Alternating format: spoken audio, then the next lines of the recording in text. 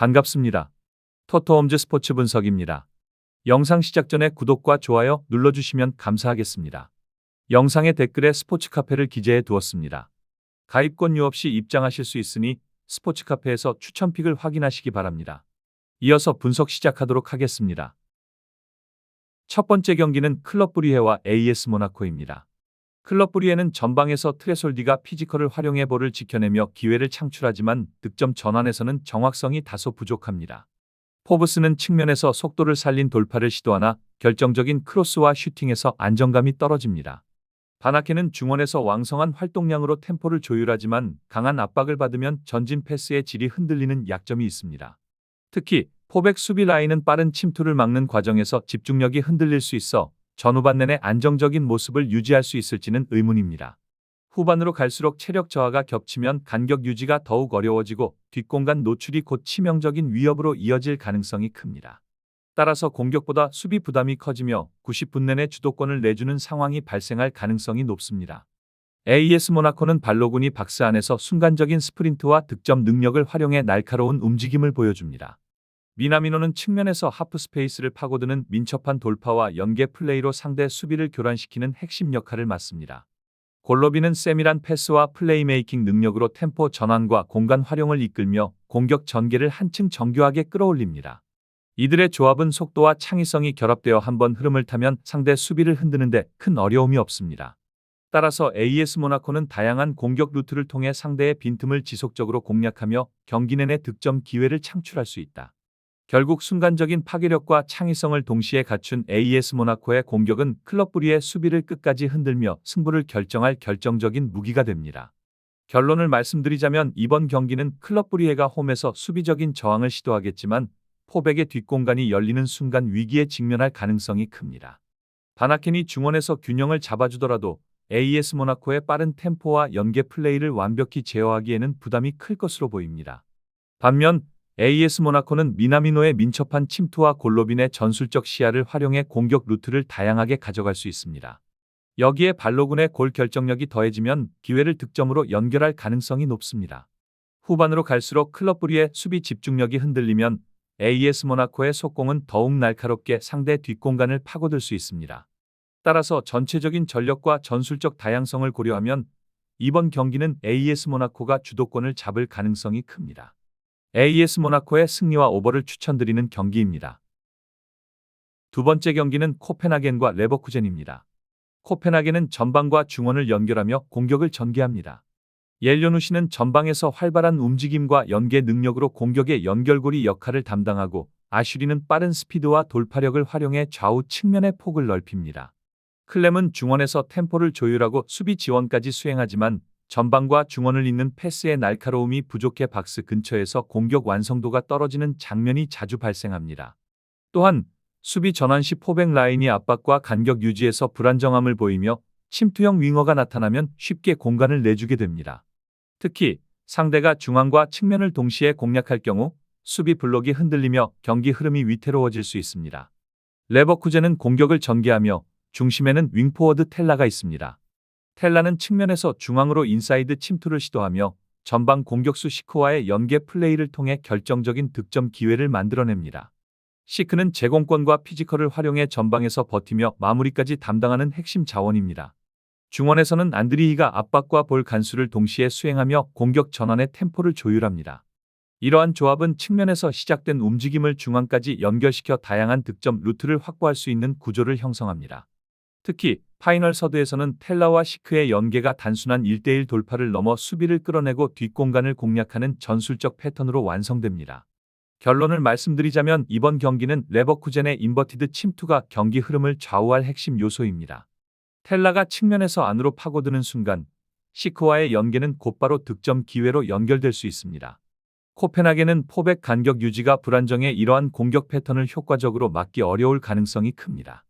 또한 레버쿠젠은 안드리히를 중심으로 중원을 장악하며 압박을 유지해 경기 전체의 리듬을 주도할 수 있습니다. 경기 후반으로 갈수록 코펜하겐의 수비 블록은 흔들리기 쉽고 레버쿠젠이 자연스럽게 주도권을 가져올 확률이 높습니다. 결국 전술적 완성도와 다양한 공격 루트 측면에서 레버쿠젠이 우위를 점할 것으로 예상됩니다. 레버쿠젠의 승리와 오버를 추천드리는 경기입니다.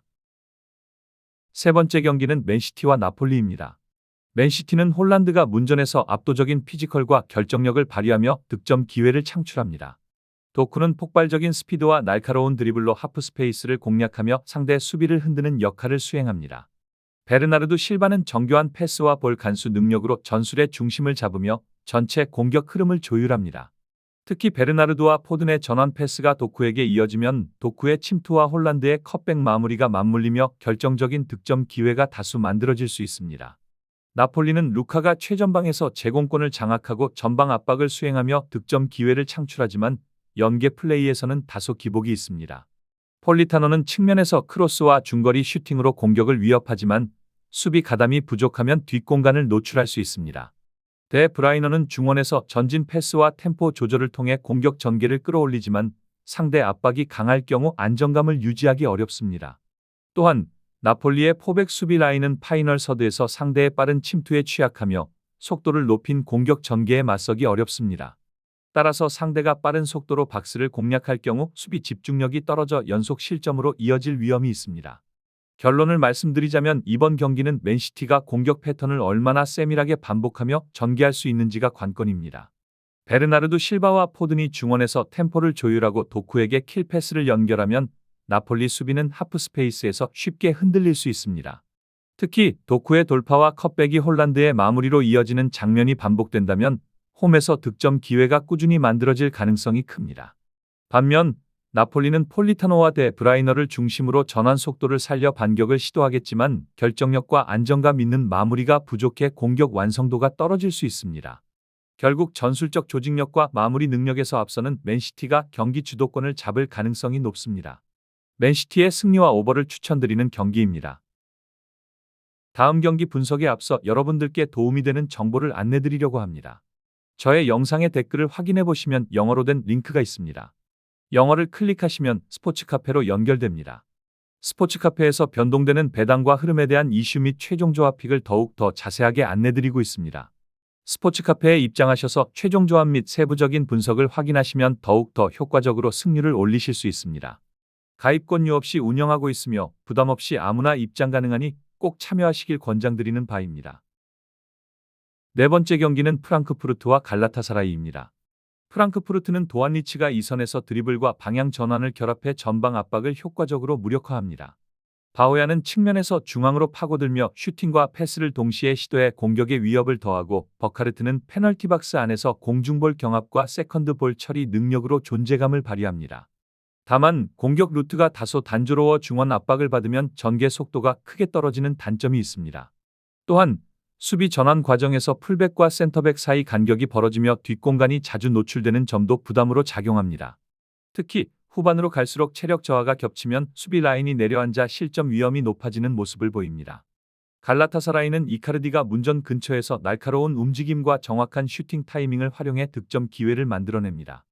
르로이 사네는 폭발적인 돌파와 컷신으로 상대 수비를 흔들고 귄도아는 공격 템포를 조절하며 전진 패스로 전술의 변화를 더합니다. 다만 공격 핵심이 사네와 귄도안의 스위칭에 집중되면서 후반으로 갈수록 변주가 부족해 공격 루트가 읽히는 경향이 있습니다. 또한 중원 전개 속도도 후반 체력 저하와 함께 둔화되며 이는 공격 완성도의 하락으로 이어집니다. 수비에서는 순간적인 간격 붕괴가 나타나 상대의 빠른 역습을 막는 데 어려움이 반복됩니다. 결론을 말씀드리자면 프랑크푸르트는 도안리치와 바오야를 중심으로 공격을 전개하며 날카로운 장면을 만들 수 있지만 패턴이 단조로워지면 상대 수비에 쉽게 막힐 위험이 있습니다. 갈라타사라이는 사네와 귄도안의 스위칭 플레이를 통해 공격 활로를 찾지만 변주 부족과 후반 체력 저하로 인해 위력이 떨어질 가능성이 있습니다. 양팀 모두 전술적 플랜 B가 부족하다는 공통적인 약점을 가지고 있어 장시간의 공방 끝에 승부가 나지 않을 여지도 큽니다. 공격 전개는 활발하게 이루어지지만 마무리의 세밀함이 부족해 두 팀 모두 득점에서 한계를 보일 수 있습니다. 따라서 이번 경기는 승부가 쉽게 갈리지 않고 무승부로 끝날 가능성이 높습니다. 무승부와 언더를 추천드리는 경기입니다. 다섯 번째 경기는 스포르팅과 카이라트입니다. 스포르팅은 켄다가 최전방에서 제공권과 마무리를 담당합니다. 곤살베스는 2선에서 넓은 활동 반경과 공격 전개 능력을 활용해 전환 상황에서 날카로운 패스를 연결하며 경기 흐름을 끌어올립니다. 트링캉은 측면에서 드리블과 컷신으로 공간을 만들며 상대 수비를 흔드는 핵심 자원으로 기능합니다. 특히 세트피스 상황에서 위력이 두드러지는데 니어 포스트를 향한 러닝 점프 후 중간에서 이어지는 헤더 패턴은 상대가 대비하더라도 막기 어렵습니다. 따라서 오늘 경기에서도 코너킥 기회가 생길 때마다 득점으로 연결될 장면을 꾸준히 만들어낼 수 있습니다. 카이라트는 호르지뉴가 전방에서 공격의 중심 역할을 수행합니다. 그로미코는 중원에서 전개를 담당하지만 압박 강도가 높은 상대를 만나면 패스 정확도가 흔들리는 경우가 있습니다. 타팔로프는 전방 압박과 연계 플레이를 병행하지만 제공권 싸움에서 밀리는 장면이 잦아 공격 완성도가 낮아질 수 있습니다. 전반적으로 경기 템포가 다소 느리고 압박 회피 능력이 제한적이어서 강팀과 맞붙을 경우 점유율 싸움에서 우위를 가져가기 어려울 수 있습니다. 특히 세트피스 상황에서 수비 조직력이 흔들리면 실점 위험이 커질 가능성이 높습니다. 결론을 말씀드리자면 이번 경기는 양팀 간 전력 차이가 뚜렷하게 나타날 가능성이 큰 매치업입니다. 스포르팅은 전방과 측면을 활용해 다채로운 공격 루트를 만들 수 있으며 세트피스 상황에서도 득점 기회를 기대할 수 있습니다. 반면 카이라트는 경기 템포가 느리고 압박 회피 능력이 부족해 점유율 싸움에서 밀릴 가능성이 높습니다. 특히 세트피스 수비가 불안정해 스포르팅의 날카로운 공격 패턴에 대응하기 어렵습니다. 따라서 전력과 전술적 완성도에서 우위를 가진 스포르팅이 경기 흐름을 주도할 가능성이 큽니다. 스포르팅의 승리와 오버를 추천드리는 경기입니다. 여섯 번째 경기는 뉴캐슬과 바르셀로나입니다. 뉴캐슬은 엘랑가가 폭발적인 스프린트와 공간 침투로 상대 수비 뒷공간을 공략하는 장점이 있습니다. 반스는 측면에서 1대1 돌파와 컷인 슈팅으로 공격에 변화를 주지만 상대 압박이 강하면 볼 간수가 흔들리며 마무리 정확도가 떨어지는 경향이 있습니다. 토날리는 중원에서 전환 패스와 템포 조율을 담당하지만 상대 중원 압박에 흔들리면 공격 전개의 속도가 늦어지는 문제가 나타납니다.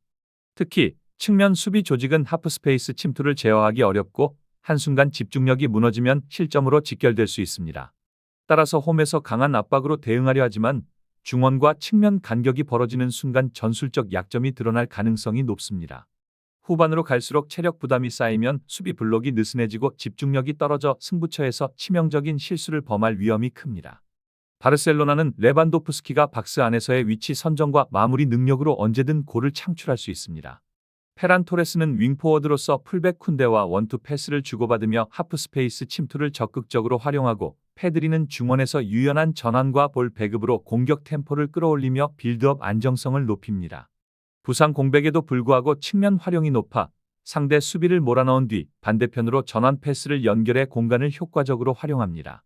이러한 전술적 다양성과 패턴 플레이를 바탕으로 90분 내내 상대 수비를 흔들 수 있는 힘을 유지합니다.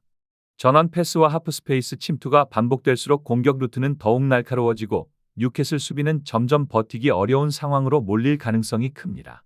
결론을 말씀드리자면 뉴캐슬은 엘랑가와 반스를 활용해 빠른 역습을 시도하겠지만 중원 장악력이 떨어지면 역습 루트조차 효과적으로 연결되지 못할 수 있습니다. 측면 수비 집중력이 흔들리면 바르셀로나가 자주 활용하는 하프스페이스 침투에 심각하게 노출될 가능성이 큽니다. 반면 바르셀로나는 페란 토레스와 쿤데의 측면 패턴 플레이, 레반도프스키의 마무리 능력을 결합해 꾸준히 위협적인 장면을 만들 수 있습니다. 페드리가 중원에서 안정감을 제공하며 경기 템포를 조율하면 전환 패스와 아이솔레이션 전략으로 뉴캐슬 수비 라인을 완전히 무너뜨릴 수 있습니다. 결국 이번 경기는 측면 활용과 창의적인 전환이 승부를 가를 핵심 요소가 되며 바르셀로나가 경기 흐름을 장악할 가능성이 높습니다. 바르셀로나의 승리와 오버를 추천드리는 경기입니다. 추가적인 조합을 원하신다면 구독과 좋아요를 눌러주시면 감사하겠습니다. 더 다양한 경기에 대한 세부적인 분석과 결과가 궁금하시다면 영상 하단의 댓글을 확인해 주시면 되겠습니다. 모든 경기에 대한 분석에는 100%는 없습니다. 다만 한 달 동안 가계부를 봤을 때 수익권이냐 아니냐의 차이로 프로토는 많이 좌지우지됩니다. 제가 매일 적중할 수 없겠지만 최대한 적중하기 위해 노력하고 있으니 이 점을 이해해 주시면 너무 감사하겠습니다.